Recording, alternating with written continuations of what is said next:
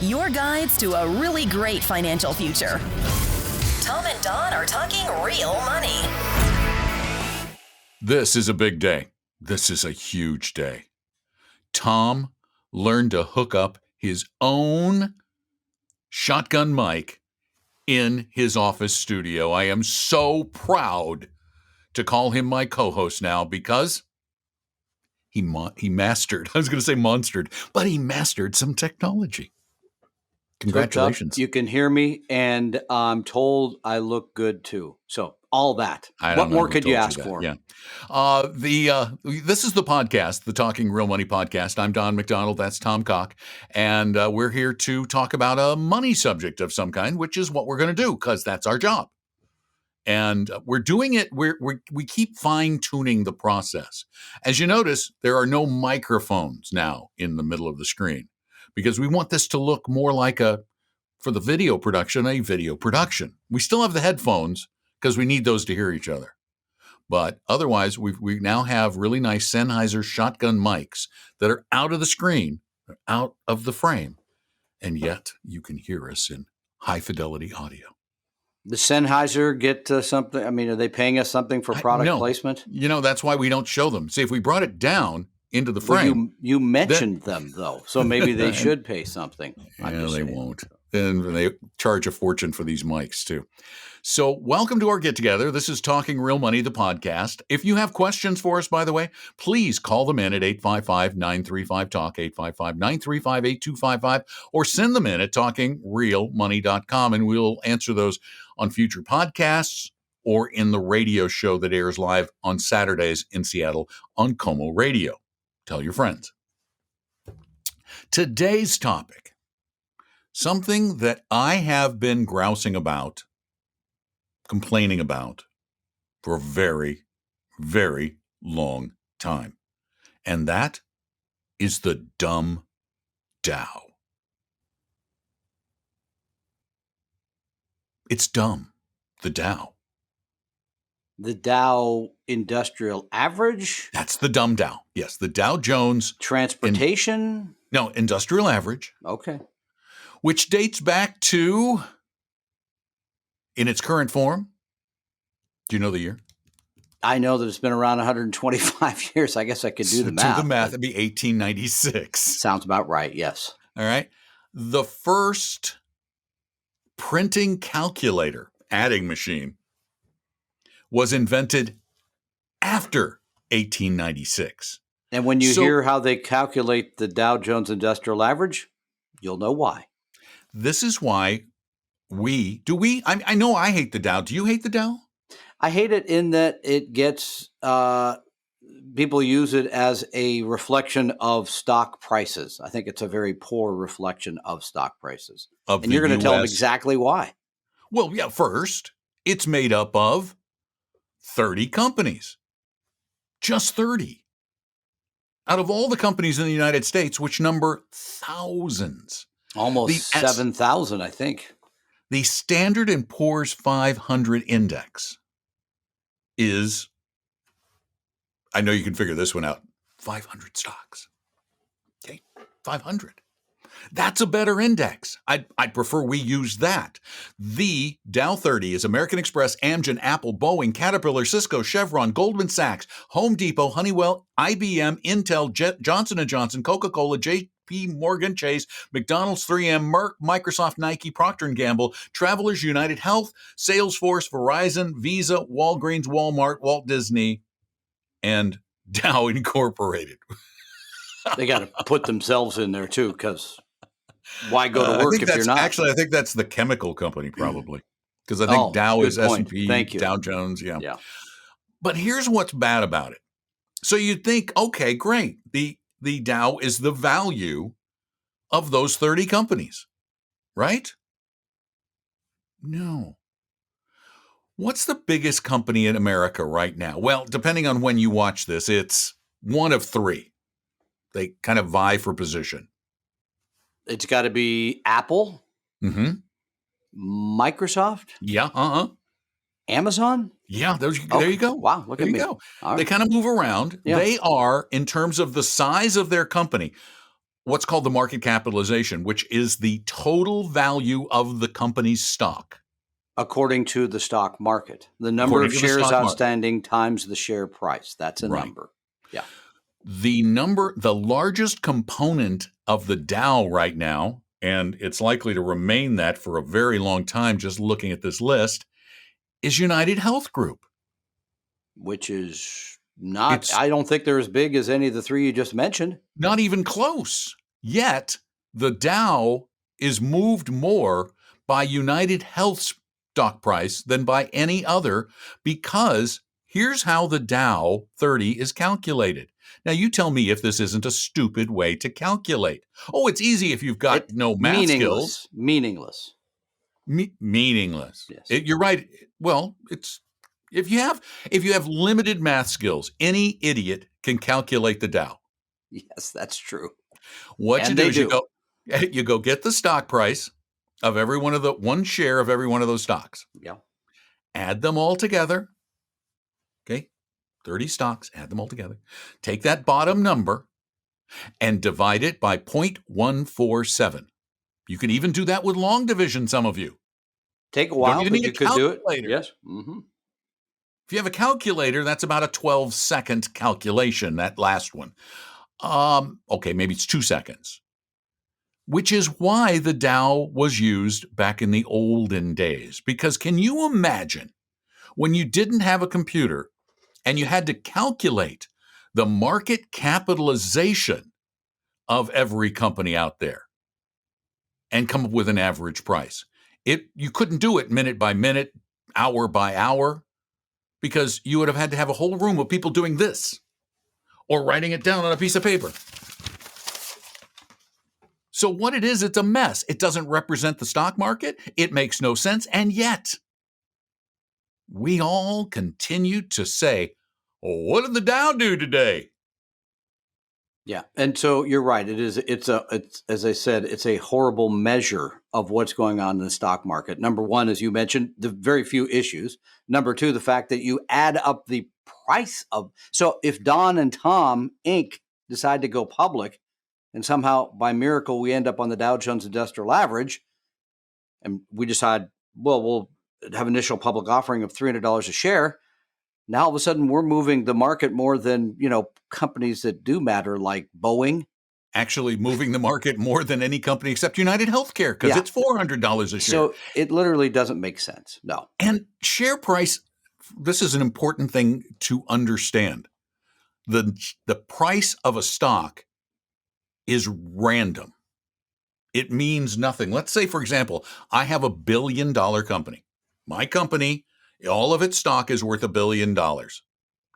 I can have, let's say, I want it to be the number one in the Dow. I want it to be $1,000 a share. So I issue 1 million shares at $1,000 a share. But let's say I want it to be more affordable. I want it at $100 a share. Well, I just issue 10 million shares. If I want it even cheaper at $10 a share, I just issue 100 million shares. I just made my thing boom. Random. Very random. Yeah. So, but let's talk about, so you mentioned the Standard & Poor's 500, which if you want to own large U.S. companies, I think that's a reasonable index to follow. And it is priced according to the market capitalization of those companies. So the big, huge ones get a lot of your money if you're putting in the S&P 500, right? You end up with a lot of the aforementioned Apple, Amazon, Google's up there, or Alphabet. So all those big ones take up a lot of your money. I still think if you're going to own one index, and we've said this many times, you can do it so easily and so cheaply. You can own the Vanguard Total World Stock Index in an exchange traded fund for 8 basis points. 0.08 of 1%. It's almost infinitesimal how little. And it represents the entire global market. And it works. I just looked at the numbers. In 2019, the Vanguard Total World Exchange Traded Fund made 27%. Last year made 16%. This year it's up about 12%. So it's worked. And you're represented by, I think it's about 9,000 stocks instead of 30.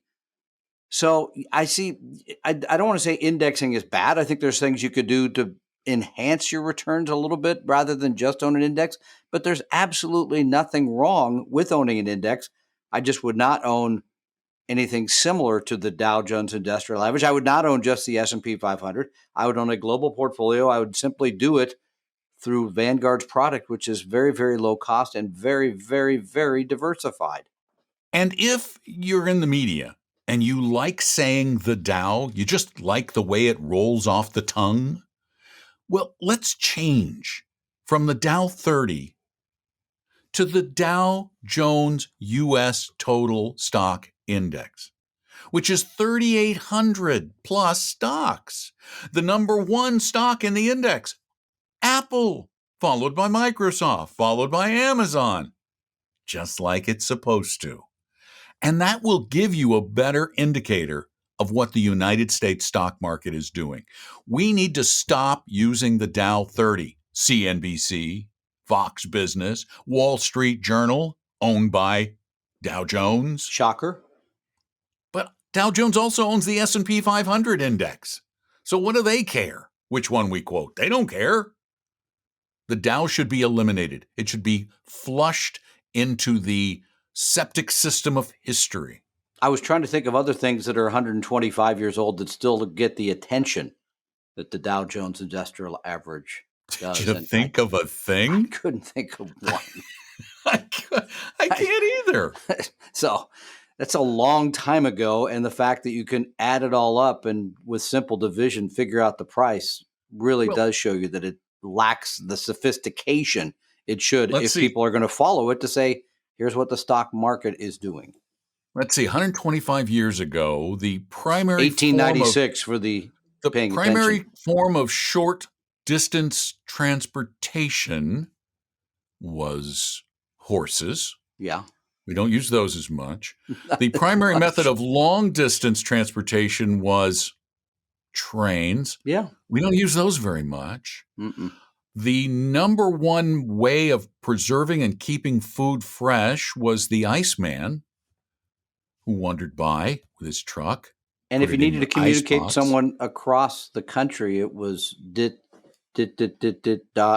dots and dashes. And you really, because the telephone, you couldn't make a long distance call yet. You were lucky if you could make a call across the street. So all of this stuff is gone, and the Dow lingers on? Really? Why is that such an important habit? I don't get it. It needs to go.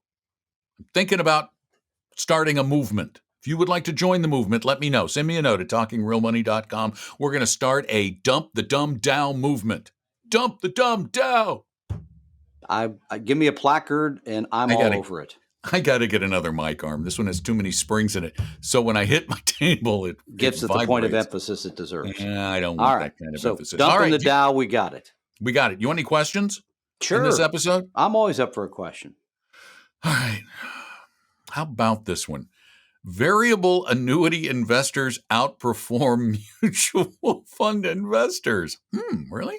Yeah, sure. Saw a financial advisor I know post the following article on LinkedIn. Do you think variable annuity investors perform better because of the surrender fee restricting their movements and emotions? Is the provider biased? Please let us know on a future podcast. Well, okay, let's pull that apart a little bit. First of all, when you own a variable annuity, there are certainly costs that are well above I just mentioned an exchange traded fund you can own for 8 basis points. So not even knowing the expense ratio of the funds inside the variable annuity, there are additional costs in a variable annuity. So the idea that you would outperform because your behavior is fixed is fairly ludicrous, really. But it is the excuse that most annuity salespeople use to justify a surrender charge. Now let's talk about what a surrender charge really is, which this article did not do, by the way. And also, by the way, the insurance industry hired Dalbar to make these numbers work for them. And I'm not going to go any farther than that, but they paid for these results. So yeah, could these results be biased? Yeah, but this business of a surrender fee being good for you, that's ludicrous. Here's what the surrender fee is designed to do: to reimburse the insurance company for the huge commission they paid the person who sold you that product. Period. No question. There is no other reason to have one. If And it's the not fee- there to fix your behavior, let's just put it that way. I don't care what their study shows. The fact of the matter is, if you have an identical investment portfolio, let's just use the S&P 500 for example. You have the S&P 500 over here in your regular account through Vanguard at less than 0.1% per year, total fees and expenses. And you have a fund that's equivalent to the S&P 500, but it's actively managed, which most of them are, in variable annuities. And it's inside a variable annuity, so there are all kinds of contractual fees associated with it. And those fees can run as high as 3% per year. So therefore, given the exact same portfolios, which one is going to make you more money with the same level of risk? That's what we call in the business a no-brainer. There's actually a paper. I want you to go look this up. It's a one sheet by a Nobel Prize winner. It's called The Arithmetic of Active Management.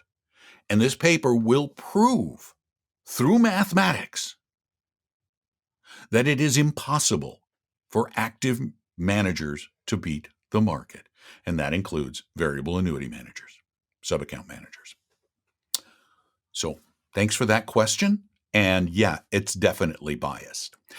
855-935-TALK is our phone number, 24 hours a day, 7 days a week. You can leave questions there. You can also send them in at talkingrealmoney.com, which most of you do. Thanks for joining us for this podcast. I'm Don McDonald. Tom's over there in his office, hanging out, talking real money. We hope you realize that the information provided on Talking Real Money is for educational and hopefully enjoyable purposes only. Providing personalized financial planning or investing advice takes time, so please consult with a really good fee-only fiduciary investment, tax, or legal advisor. We know a good one. Investing must always involve risk. In other words, you can and probably will lose money at times. Also, as much as you want it, no one can accurately, consistently predict the future. So past performance doesn't tell you a darn thing about what the future will bring. Unlike many other programs that say something similar, Talking Real Money is not trying to get you to buy or sell any financial products or securities. Instead, the program is provided as a public service by Vestry, a fee-only registered investment advisor. Thanks for listening, and please visit talkingrealmoney.com for more information and disclosures. That's a wrap.